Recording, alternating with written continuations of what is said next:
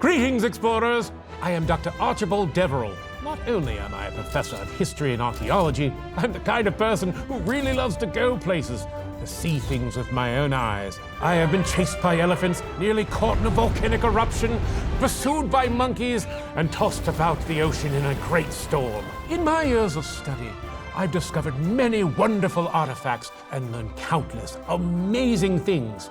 Now I take the time to share them with everyone I can, because when one person grows in wisdom and knowledge, everyone benefits.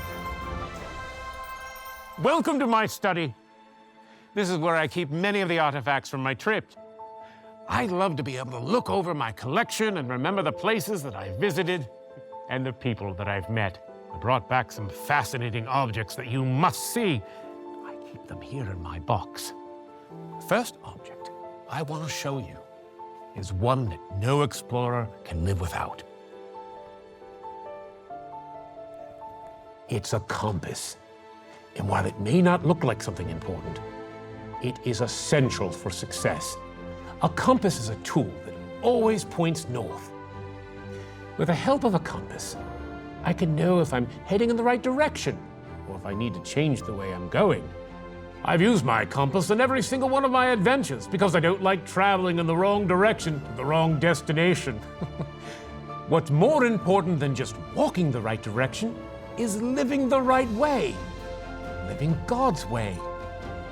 Did you know that there's one book of the Bible that was written specifically to help people live God's way? Every part of the Bible helps us to understand God's story and to love and follow Him. But there are certain parts that do it in special ways. Some books of the Bible include praise songs. Some have beautiful poetry. Some tell about historical events. Some are prophecy, which means they tell the words of people who proclaim God's message. And some contain laws. Other books of the Bible are letters written by God's people to God's people. The book of Proverbs is another kind of writing that we call wisdom writings. They teach people what it means to be wise. The wisdom writings use poetry and short, meaningful statements called Proverbs to demonstrate God's wisdom and what it means to live in a way that pleases God. Wisdom is knowledge and understanding that comes from God and allows us to make good decisions. Proverbs 1:3 says that Proverbs will lead to what is right and honest and fair. I was once on an adventure on a small ship in the middle of the Indian Ocean. The wind and waves were shockingly high for about an hour, and my entire company became confused. We didn't know which direction was the right way to sail. Everyone thought they knew which way was right, which just caused us to argue and argue. I had to pull out my compass to actually know which way was correct. This is what wisdom is like. Wisdom points to God and the right way to go. There was once a king in Israel named Solomon. He was the son of the great King David. Solomon knew that God was a source of wisdom, that all knowledge and good judgment comes from Him. So Solomon asked God to give him wisdom above all else. And that's exactly what God did.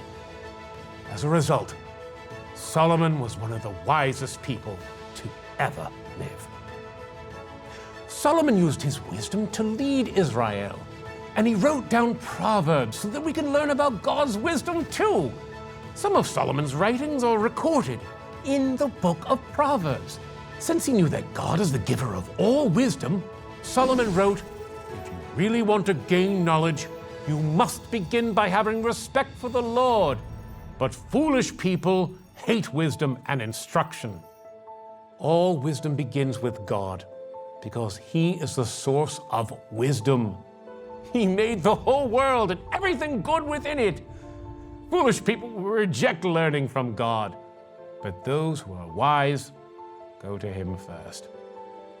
One way God provides us with wisdom is through other people in our lives.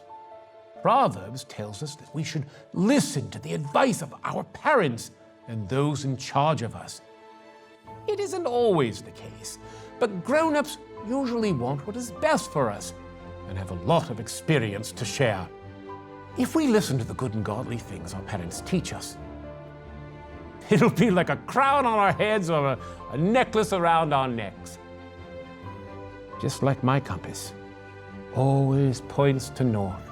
Solomon imagines wisdom like a woman who's calling out over a city. Wisdom invites everyone to leave foolish ways and learn the wise ways of the Lord.